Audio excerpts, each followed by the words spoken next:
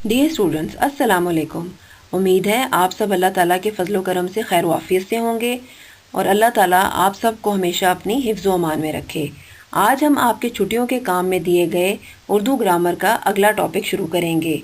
हमारा अगला topic fail की इक़साम के बारे में है।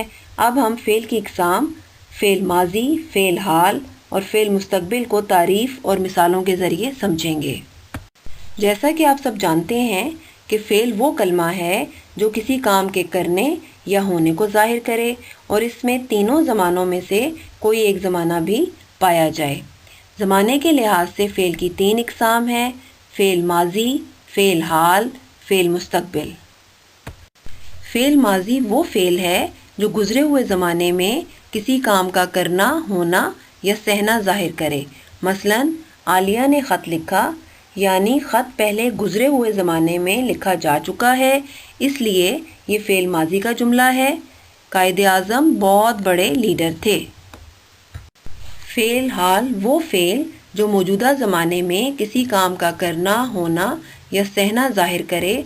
मसलन असलम मैच देखता है, साइमा पढ़ रही है। इन जुमलों में काम मौजूदा ज़माने में अभी जारी है और हो रहा है, इसलिए ये जुमले फ़ेल हाल को ज़ाहिर कर रहे हैं। फ़ेल मुस्तक़बिल वो फ़ेल है जो आने वाले ज़माने में किसी काम का करना, होना या सहना ज़ाहिर करे। मसलन हम हज पर जाएंगे, मैं बड़ा होकर डॉक्टर बनूंगा।